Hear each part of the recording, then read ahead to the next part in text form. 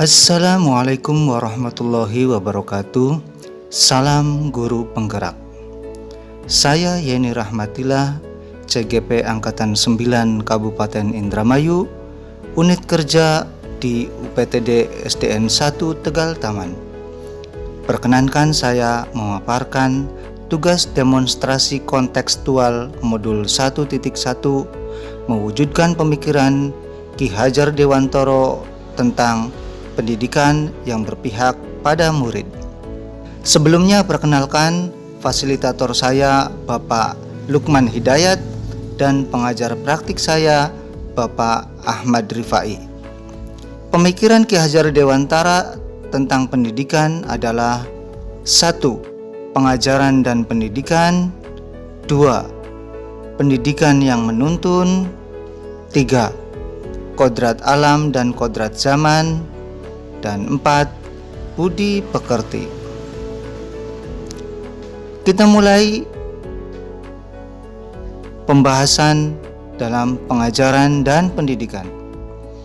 Pengajaran adalah bagian dari pendidikan. Pengajaran merupakan proses pendidikan dalam memberi ilmu yang berfaedah untuk kecakapan hidup anak secara lahir dan batin. Sementara pendidikan memberi tuntunan terhadap segala kodrat yang dimiliki anak agar ia mampu mencapai keselamatan dan kebahagiaan setinggi-tingginya, baik sebagai seorang manusia maupun sebagai anggota masyarakat. Jadi, tugas kita sebagai guru bukan hanya mentransfer pengetahuan kepada murid, tetapi harus bisa mengenali potensi murid.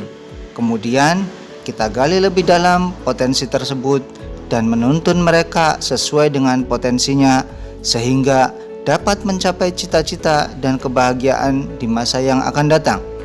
Contoh, penerapan yang pernah saya lakukan adalah melakukan asesmen diagnostik non-kognitif.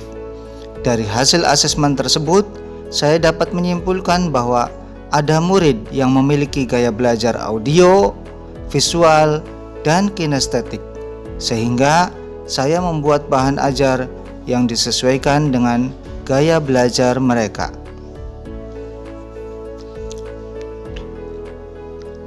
Pendidikan yang menuntun segala kodrat yang ada pada anak dalam arti membimbing, mendampingi, mengarahkan, dan mengantarkan anak pada suatu tujuan sesuai dengan potensinya masing-masing. Jadi, tugas kita sebagai guru adalah lebih menebalkan potensi yang dimiliki anak. Contohnya, apabila anak yang suka berkelahi, maka anak tersebut disarankan dan difasilitasi untuk mengikuti taekwondo yang diadakan di kantor desa. Melalui kegiatan tersebut, anak akan lebih terarah secara emosi dan dilatih kemampuannya agar mendapat hasil yang lebih maksimal dan bisa berprestasi. 3. Kodrat alam dan kodrat zaman. Sebagai pendidik, kita harus memahami bagaimana keadaan murid kita, sehingga bisa menyiapkan bahan pembelajaran yang disesuaikan dengan keadaan dan kebutuhan mereka. Di desa tempat sekolah kami, lebih dari 50% penduduk bermata pencaharian petani dan lebih dari 75% wilayah desa adalah persawahan.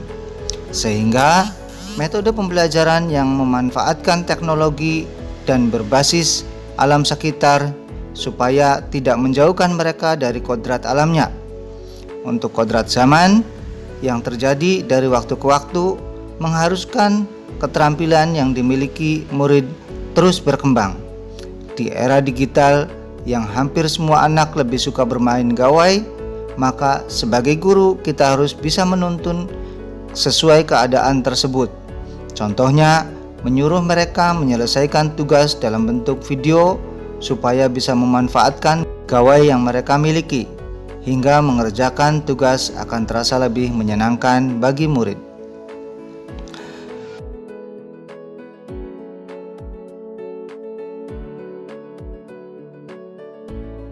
Budi pekerti.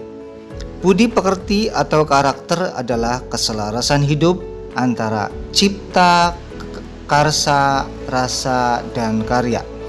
Penerapan budi pekerti di sekolah dilaksanakan melalui kegiatan pembiasaan berdoa sebelum dan sesudah belajar, pembiasaan sholat duha berjamaah, pembiasaan piket kelas, dan kegiatan ekstrakurikuler yang dapat membangun budi pekerti anak. Tantangan dan solusi. Tantangan yang dihadapi adalah belum begitu memahami teknis pembelajaran yang berpusat pada murid.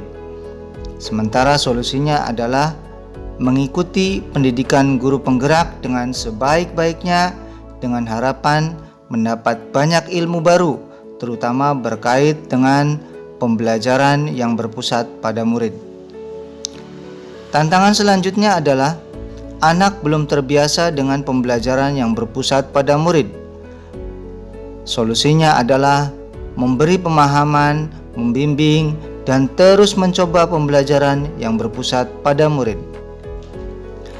Demikian pemaparan singkat tugas demonstrasi kontekstual modul 1.1 yang bisa saya sampaikan. Kurang lebihnya mohon maaf. Salam dan bahagia Bapak Ibu Guru hebat. Wassalamualaikum warahmatullahi wabarakatuh.